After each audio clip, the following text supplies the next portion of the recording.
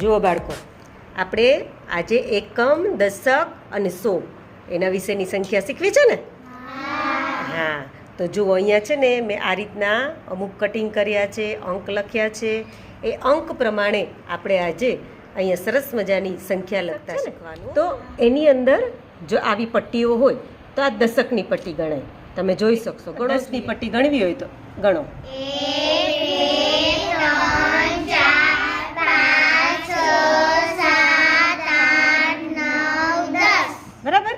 આવી રીતે આને કેટલા કહેવાય? 1 10. કેટલા કહેવાય? 1 10. એવી રીતે આ હોય તો 2 10, 3 10, 4 10, 5 10, 6 10, 7 10, 8 10, 9 10. બરાબર?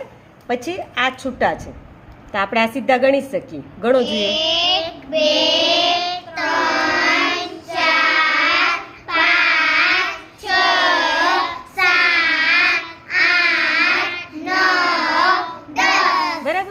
હવે જુઓ તો આ દશક છે તો હું એમાં કઈ પટ્ટી મૂકીશ? 10ની પટ્ટી મૂકી. બરાબર છે? અને અહીંયા હું આ 1 મૂકી દઉં તો તમે કહી શકશો કે આ 10 ને 1 11 થયા ને? હવે એમાં હું આ છૂટા મૂકી દઉં તો 10 ને 2 12. પણ હું અહીંયા જે એક બીજી પટ્ટી મૂકી દઉં તો આ કેટલા થઈ જશે? તમને ખ્યાલ આવે છે? 22. બરાબર? હવે એ 22 છે. બરાબર? આવી રીતે આપણે કોઈ પણ સંખ્યા હોય તો આપણે જોઈએ. જો આગળ તો જુઓ, આમાં આ કેટલા અંક લખ્યા છે? 6. કેટલા થાય બંને ભેગા થઈને? બરાબર? તો એમાં એકમ શું છે ને દશક શું છે?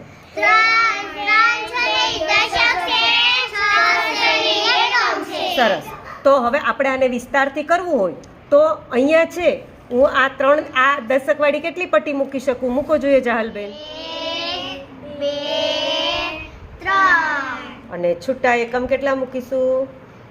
1 2 3 4 5 6. ખ્યાલ આવ્યો? આ એનો વિસ્તાર થયો. 3 10 એટલે કેટલા થયા? 30. અને 6 એટલે છૂટા એટલે 10 20 30 31 32 33 34 35 36. આ બની 2 રકમની સંખ્યા. આવી રીતે આપણે 3 રકમની સંખ્યા બનાવવી હોય તો આપણે અહીંયા 100 લગાડીશું. આ 100 લગાડીએ એટલે રકમની સંખ્યા આપણી કેટલી થઈ જશે? 3. તો એના માટે આપણી પાસે છે, જુઓ આની અંદર ગણો જોઈએ. 1 2 3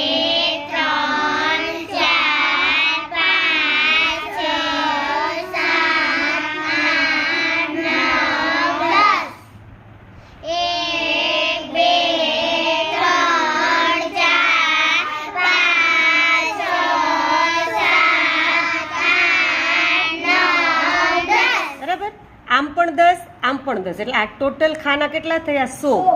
કેટલા થયા? 100. તો એમાં 100 પછી 200 400. આવી રીતે આપણે આ 100 ના ખાના છે. તો એની આપણે અહીંયા આપણે મૂકશું. આપણે દાખલા તરીકે અહીંયા આપણે મૂકીએ. હવે આ 236 છે એને તમે વિસ્તારથી કરો જોઈએ. 100 200 10 20 30 1 2 3 4 5 6. Very good. હવે સમજાણું તમને કે એકમના સ્થાનમાં છૂટા આવે, દશકના સ્થાનમાં 10 10ની પટ્ટી આવે અને 100 હોય તો 100નું આખું એક બંડલ આવે. તો એ રીતે આપણે આને કરીએ તો ગણીએ તો આ કેટલા થયા? 200 વત્તા 30 30 વત્તા 6 એટલે 236. તો સમજાણું? ઓકે, સરસ.